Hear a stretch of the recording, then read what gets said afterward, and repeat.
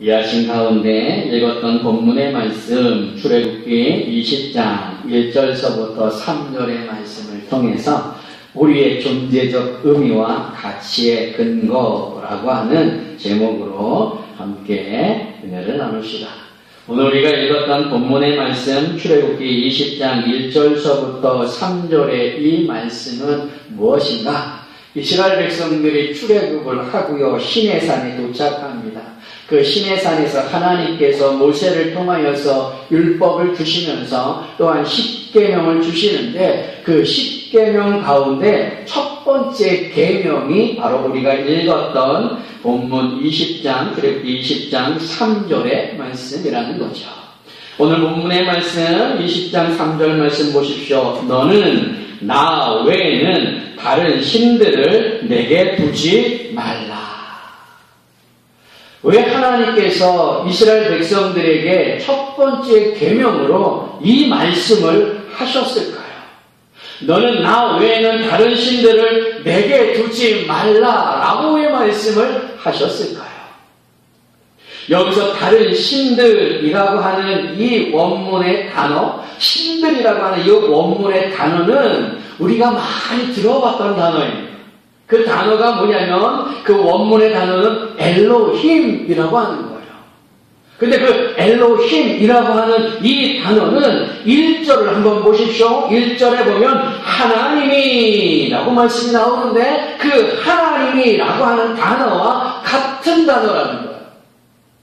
또 창세기 1장 1절 우리가 잘 아는 말씀 대초에 하나님이 천지를 창조하시니라 하나님의 그 선언적 의미 천지를 창조하신 그 하나님에 대한 선언적 의미인 창세기 1장 1절에 등장하는 그 하나님이라고 하는 단어와 오늘 본문에 나오는 신들이라고 하는 단어는 같은 단어예요.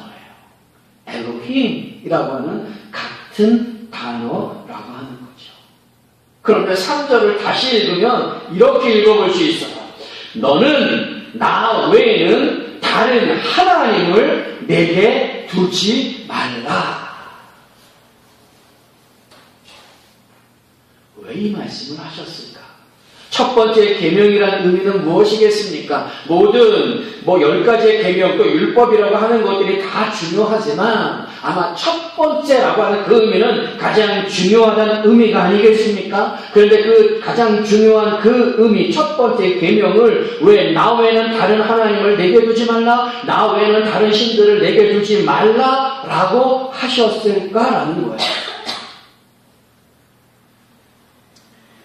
지금도 마찬가지고 이 당시도 마찬가지지만 하나님이란 의미가 무엇입니까?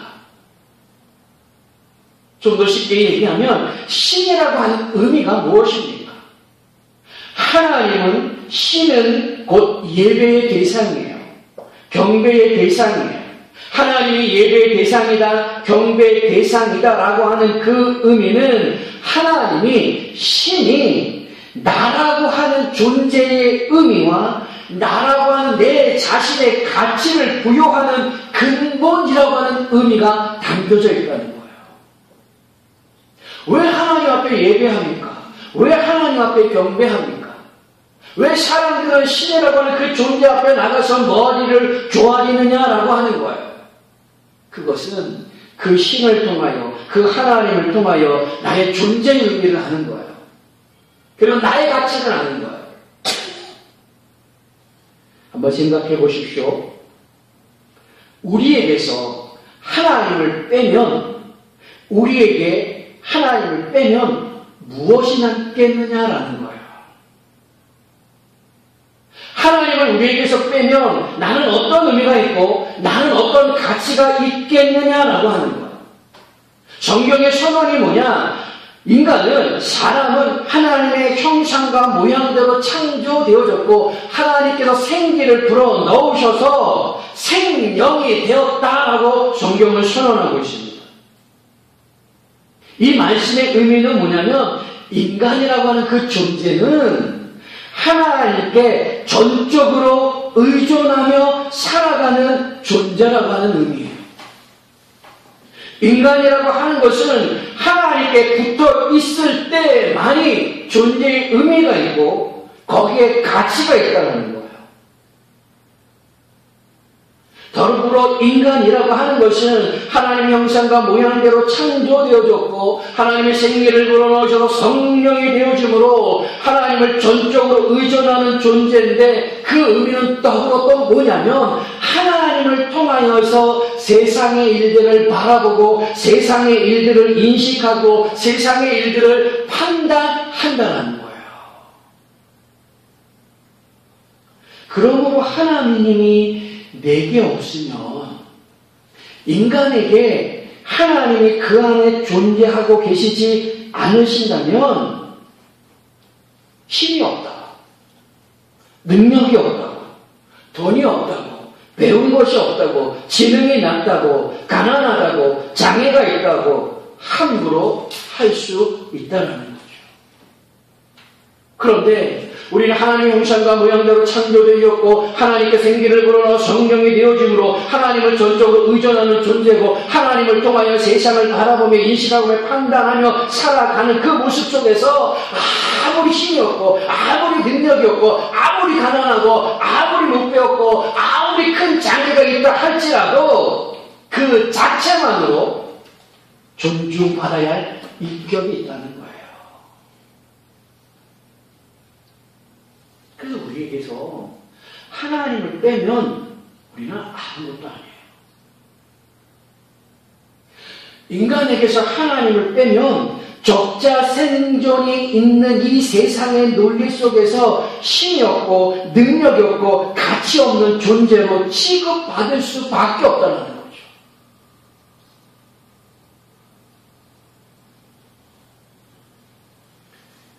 그렇다고 다른 신들이라고 하는 이 표현 속에서 하나님 외에 하나님과 같은 신적 존재가 있느냐? 그건 아니에요.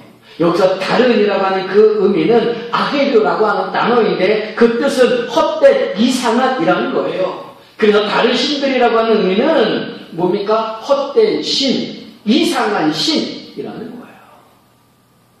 그러니까 하나님 외에 다른 신은 없어요. 그런데 사람은 자꾸 다른 신을 찾아서 자신의 존재의 의미와 자신의 모습에 대한 가치를 부여하고 그 신을 통하여 헛된 신을 통하여 세상을 보고 세상을 판단하고 세상을 인식하려고 한다는 거죠.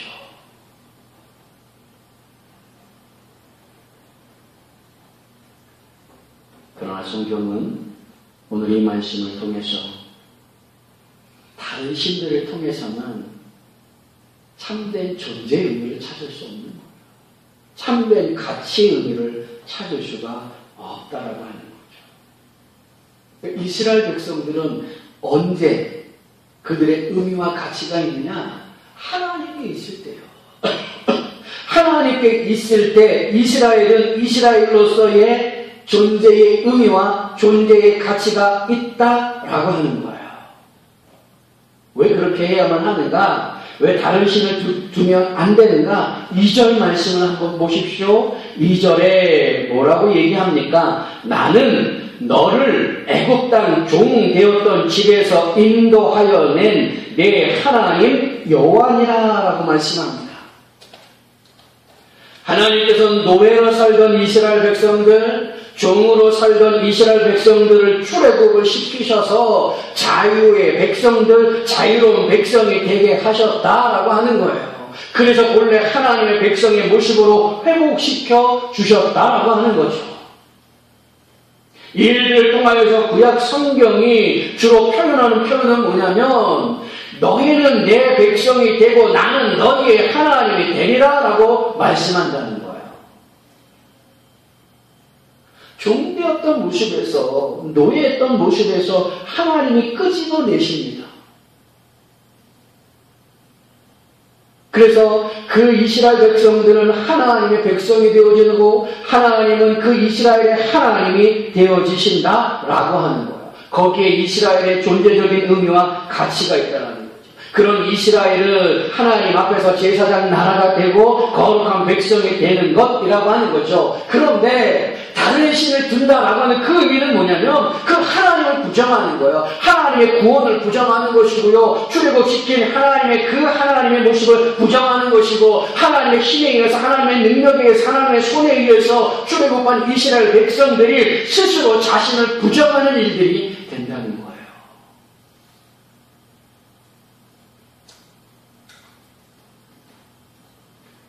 그러니 첫 번째 계명으로 너는 나 외에는 다른 신들을 내게 두지 말라라고 말하실 수밖에 없다는 거죠.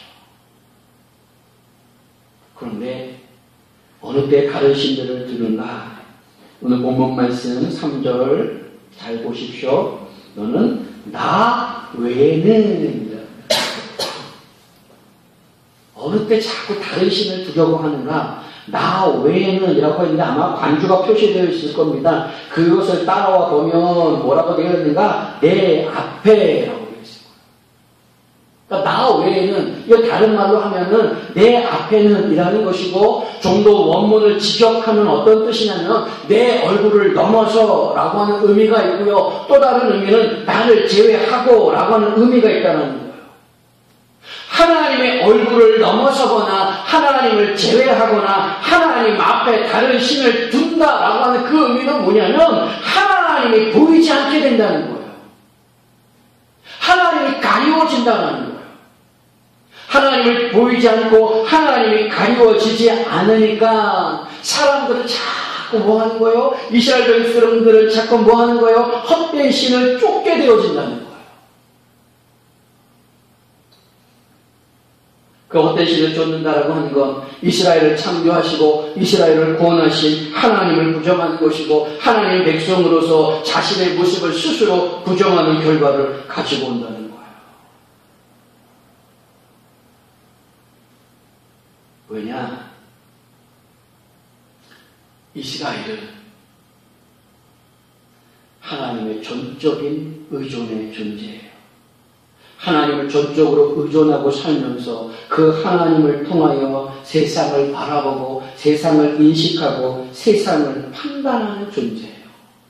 그래서 하나님을 떠나면 이스라엘은 아무 의미가 없는 거예요. 그래서 첫 번째 계명으로 너는 나 외에는 다른 신들을 내게 두지 말라라고 말씀한다. 이 계명을 우리에게 한번 적용해 볼게요. 너는 나 외에는 다른 신들을 내게 두지 말라라고 하는 이 말씀대로 순종한다고 우리가 사찰에 가서 불공 드리지 않으면 되고 모스크에 가서 알라에게 절하지 않으면 되고 무당을 찾아가서 빌지 않기만 한다면 빌지만 않는다면 나는 하나님 외에 다른 신들을 내게 두지 않는 이 계명을 잘 지켰다라고 말할 수 있겠느냐라고 하는 거예요. 쫄에 가지 않고 모슬람이 있는 그 모스크에 가지 않고 무당을 찾아가지 않으면 나는 이 계명을 잘 지키는 사람일까라고 하는 거예요. 물론 맞아요. 가장 큰 의미 속에서는 다른 신들, 헛된 신들, 헛된 존재에게 예배하지 않는 것, 그것이 나 외에는 다른 신들을 내게 두지 말라고는 이 말씀을 잘 지키는 거예요. 그런데 여기서 조금만 더 나가보자고요. 제가 서두에 말씀드렸던 하나님이라고 하는 의미, 신이라고 하는 그 의미가 뭐라 그랬습니까? 그것은 나의 존재의 의미와 나의 가치의 의미를 부여하는 가장 근본이라고 얘기했어요. 그런데 우리가 이 세상을 살아가면서 과연 나에 대한 존재의 의미와 나에 대한 가치를 무엇으로 우리가 부여하느냐라는 거예요. 세상의 사람들, 우리가 세상의 사람들과 함께 어울려서 살아갑니다. 세상의 사람들은 자기 자신의 존재의 의미와 자기 자신의 가치를 어디에다가 둡니까? 돈에다가 둬요. 자신의 명예에다가 둬요. 자신이 가지고 있는 권력에다 두고 혹은 가족에다 두기도 하고 혹은 자기의 직업에다 두기도 하고, 혹은 이웃들과 친구들에게 두기도 하고, 혹은 자신의 건강에 두기도 한다는 거예요. 사람에 대한 가치를 판단할 때 돈이 있고 없음을 두고 판단한다는 거죠. 사람에 대한 가치를 판단할 때 그 사람이 일하는 직업이 뭐냐라는 것으로 판단한다는 거죠. 사람의 가치를 판단할 때 그가 가지고 있는 명예가 뭐냐라고 하는 거예요. 그가 가지고 있는 지위가 뭐냐라고 하는 거예요. 그걸 통해서 사람들은 가치를 판단하는 거예요. 물론 일반적으로 우리가 얘기할 때는 뭐라고 얘기해요? 다 평등하다라고 얘기해요.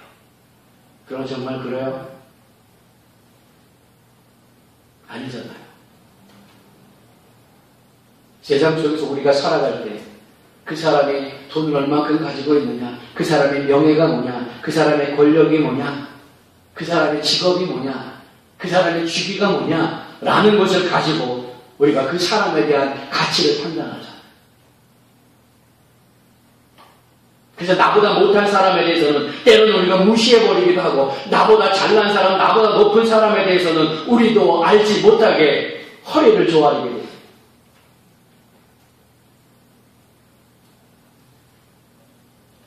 사람들은 이런 가치들을 많이 둬요.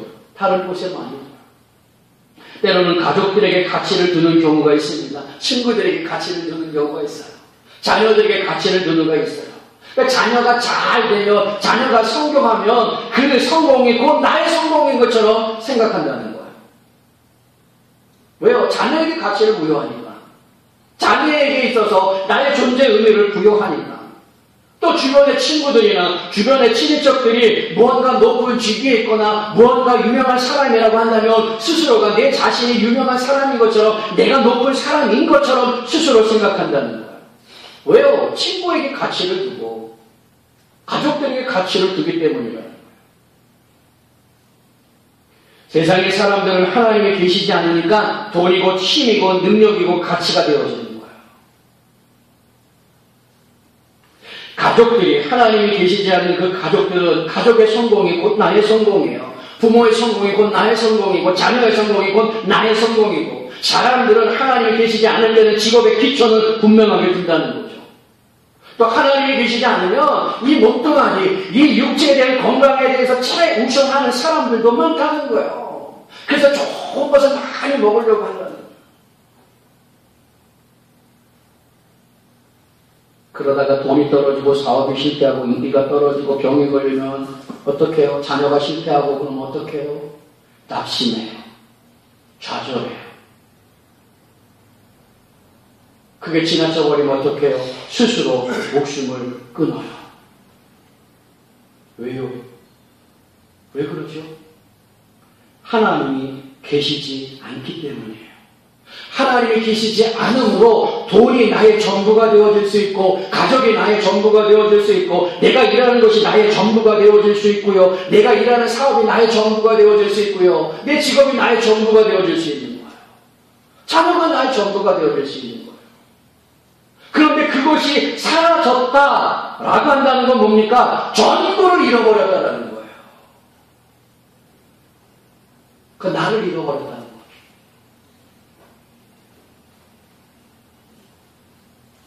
자신을 정의할 수 있는 의미와 가치를 잃어버렸다는 거예요. 그래서 살 의미를 못 느끼는 거죠. 그래서 자살을.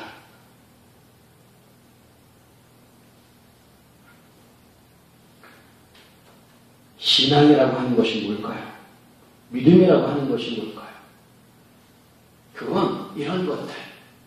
하나님을 빼고 나를 정의하고 나에게 의미를 부여하고 나에게 가치를 부여하는 이런 것들이 없어도, 신앙이라고 하는 건 하나님 한 분만으로 만족하고 감사하고 행복할 수 있느냐라고 하는 물음에서 시작되어지는 거예요. 우리 잘 생각해 보십시오. 우리가 하나님을 믿고 예수를 믿고 산다고 하는데, 정말 이런 것들이 없어도 하나님 한 분만으로도 우리는 만족하고 감사하고 행복하느냐라는 거예요.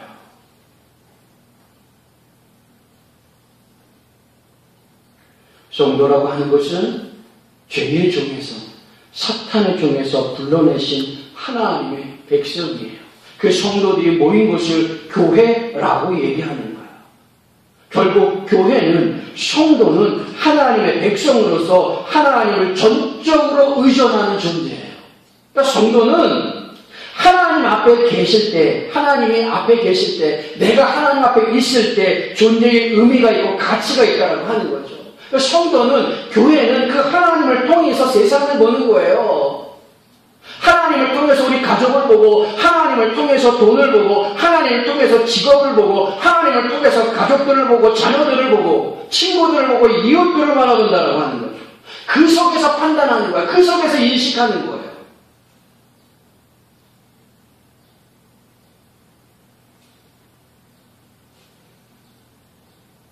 그런데 오늘날 많은 성도들이 하나님 얼굴 넘어서 보려고 해요. 하나님을 제외하고 보려고 해요. 하나님 앞에 세상의 것들을 놓고 살아간다는 거죠. 거기에 같이 듣는 거예요.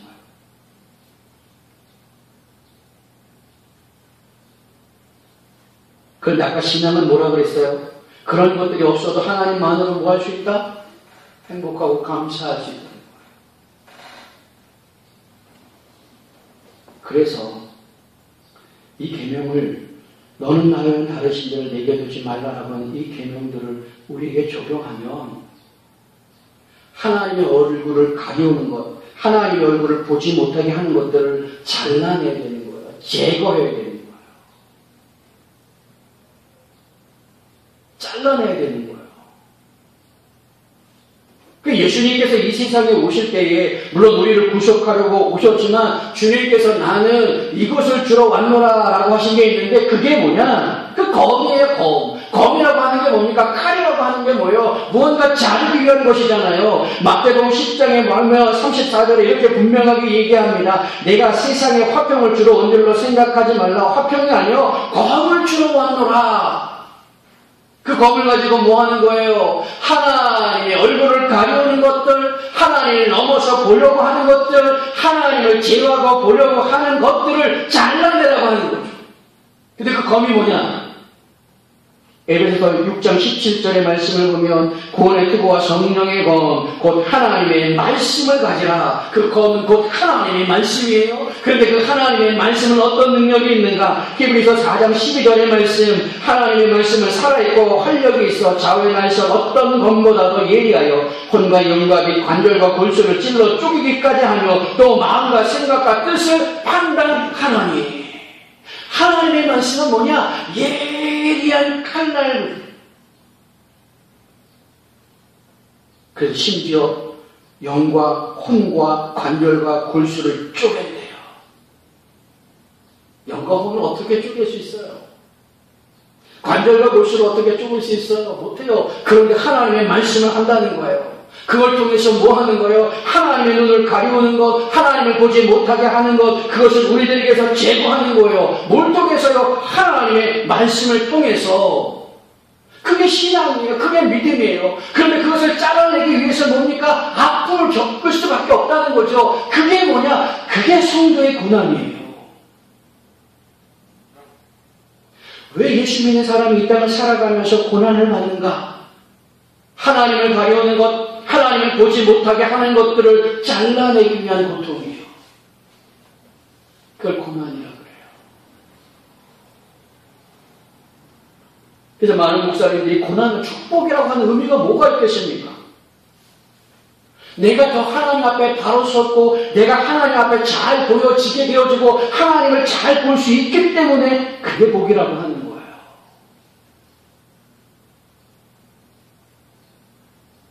성도의 이러한 고난은 장차 하나님 앞에 받게 될 영광에 비교할 수 없다라고 성경은 말씀하고 있다는 거죠. 말씀을 정리하고 마칠게요. 오늘 본문의 말씀은 하나님께서 애굽에 종되었던 이스라엘을 출애굽시킵니다. 구원시켜줍니다.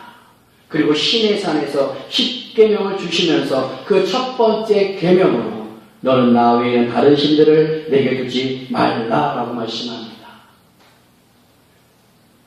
이스라엘 백성들에게는 하나님 빼고는 존재적인 의미와 가치를 어디서 찾을 데가 없다는 거예요.